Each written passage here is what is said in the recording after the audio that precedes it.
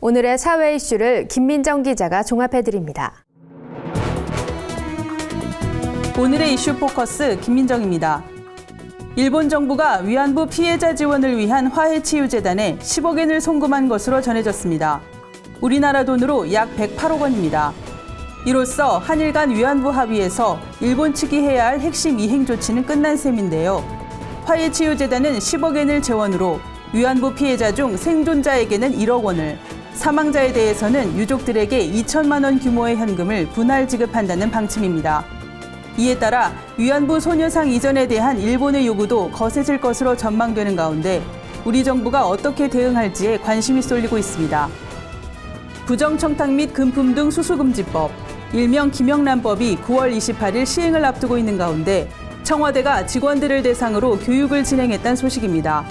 29일부터 30일까지 진행된 교육에서는 김영란법 제정 배경과 의미, 주요 내용과 적용 사례 등이 다뤄진 것으로 알려졌습니다.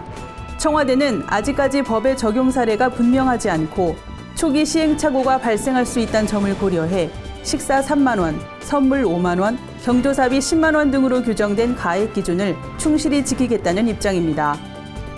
대만 차이잉원 총통이 30대 젊은 트랜스젠더 해커를 디지털 정무위원에 임명해 화제가 되고 있습니다.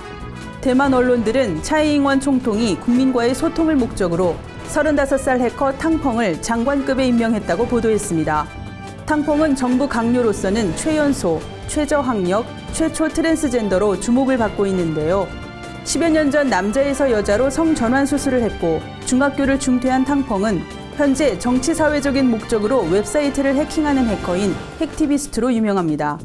탕펑은 정부와 국민이 소통할 수 있는 채널이 되겠다는 포부를 밝혔습니다. 주요 20개국 정상들이 한자리에 모이는 G20 정상회의가 4일에서 5일 중국 항저우에서 열립니다. 이번 회의에서는 브렉시트 이후 대응 방안을 비롯해 글로벌 저성장 탈출을 위한 정책 수단에 관한 논의가 집중적으로 이뤄질 전망입니다. 특히 지속적인 성장을 위한 구조개혁, 신성장 동력에 관한 의제들이 다뤄질 것으로 보입니다. 올해는 G20 회원국 외에도 아시아와 아프리카 지역 8개 초청국, 유엔과 국제통화기금, 세계은행 등 7개 국제기구가 참석할 예정입니다. 올 추석 차례상 비용 얼마 정도 생각하고 계신가요? 한국물가협회의 조사에 따르면 약 21만 6천 원 정도가 필요할 것으로 예상됩니다. 협회가 추석을 앞두고 전국 6대 도시 전통시장 8곳을 대상으로 차례용품 29개 품목의 가격을 조사한 결과 올해 차례상 비용은 21만 6,050원으로 지난해보다 7.4% 올랐습니다.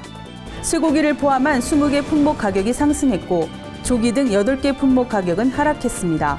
협회 측 관계자는 정부의 추석 성수품 수급 안정 대책에 따라 가격 상승세가 다소 누그러질 수도 있다고 전했습니다. 구티비 뉴스 김민정입니다.